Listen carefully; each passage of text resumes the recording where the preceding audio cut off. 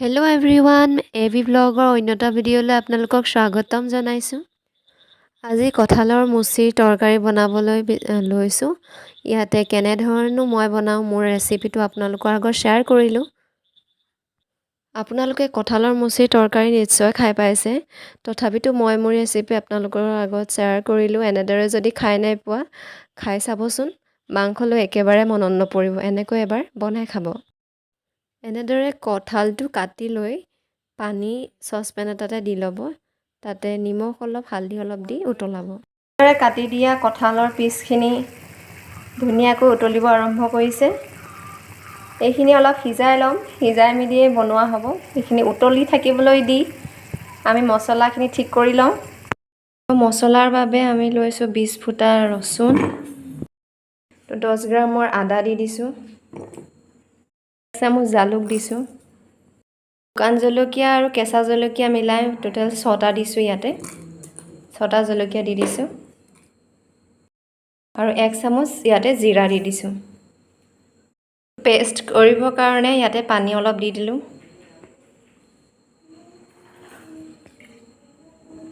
এতিয়া পেষ্ট কৰিবলৈ লওঁ, ঢাকনিখন মাৰি। তো আমাৰ মছলা ৰেডি হৈ গৈছে।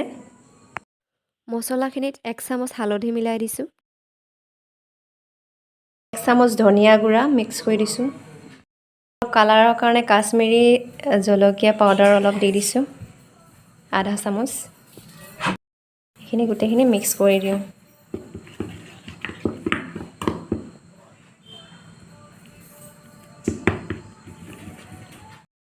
মছলাখিনি এড কৰি লোৱা হ'ল। গোটেইখিনি কঁঠালখিনি ফ্ৰাই কৰিবৰ কাৰণে অলপ ইয়াতে গৰম কেৰাহীত তেল দি লৈছোঁ।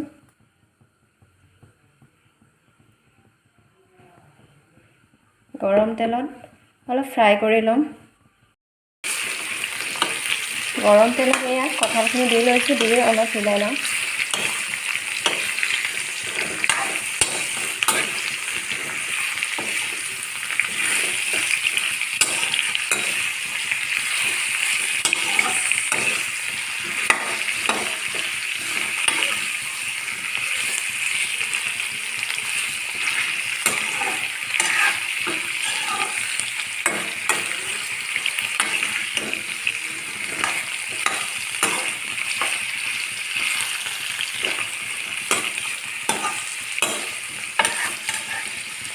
ফ্ৰাই কৰা হৈ গৈছে। এইখিনি এতিয়া উলিয়াই ল'ম। 10 মিনিট মই ফ্ৰাই কৰি লৈছোঁ। এইখিনি এতিয়া উলিয়াই ল'ম। ফ্ৰাই কঁঠালখিনি উলিয়াই লোৱা হ'ল। এতিয়া মই যিখন কেৰাহীত মই ফ্ৰাই কৰিছিলোঁ একেখন কেৰাহীতে তেল দি দিওঁ।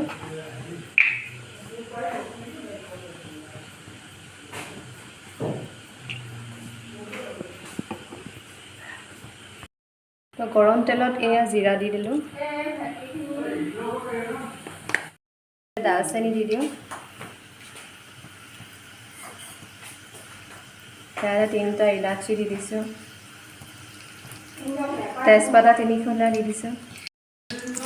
ইয়াতে আপোনালোকে যদি ডাঙৰ পিঁয়াজ দিব বিচাৰে 2টা ডাঙৰ পিঁয়াজ দি দিব। মই ইয়াতে সৰু পিঁয়াজ ইউজ কৰিছোঁ, সেইকাৰণে 3টা সৰু পিঁয়াজ দি দিছোঁ।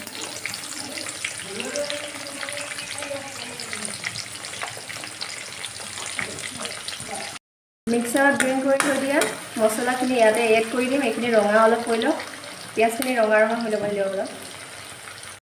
এতিয়া গোটেই মছলাখিনি তেলত দি দিছোঁ।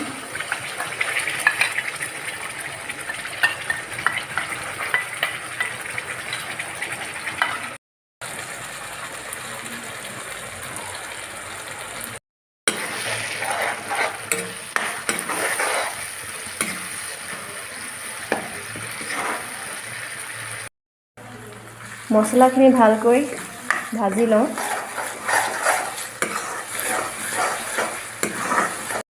অলপ গ্ৰেভি হ'বৰ বাবে ইয়াতে 2টা বিলাহী দি দিছোঁ, সৰু সৰুকৈ কাটি। বিলাহী দিলে অলপ ভাল লাগে, খাবলৈ ভাল লাগে, আৰু ইয়াতে যিটো কালাৰ আহে কালাৰটো ভাল লাগে দেখি। আপোনালোকে এইটো অপশ্যনেল হয়, আপোনালোকে বিলাহী দিবও পাৰে, নিদিলেও একো নাই। কিন্তু মই বিলাহী দি ভাল পাওঁ, সেইবাবে বিলাহী দি দিছোঁ। তো এনেদৰে এইখিনি ভাজি লওঁ। বিলাহীখিনি সিজিবৰ বাবে সোৱাদ অনুসৰি নিমখ অলপ দি দিম।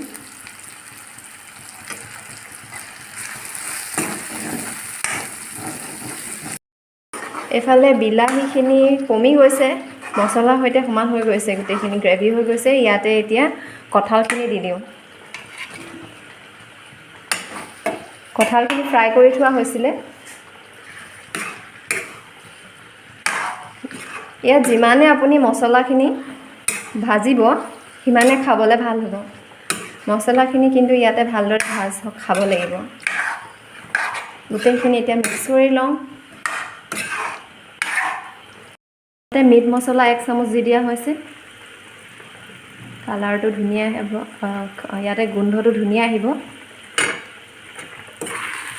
ইয়াত টেষ্টটো জানি আপুনি সোৱাদ অনুসৰি নিমখ দি দিব। যিহেতু ইয়াত বইল কৰা টাইমত অলপহে নিমখ দিয়া হৈছিলে আৰু বিলাহীটো বেছি দিয়া হোৱা নাছিলে, তো নিমখ সোৱাদ অনুসৰি দি দিয়া হ'ল। আপোনালোকে যদি গ্ৰেভি খাব বিচাৰে পানী আপোনালোকে অলপ দিব। তাতে এতিয়া আমি যিহেতু অলপ জোল খাম, তো তাৰ কাৰণে 1 গিলাচ পানী দি দিছোঁ, গৰম পানী এড কৰি দিছোঁ ইয়াতে।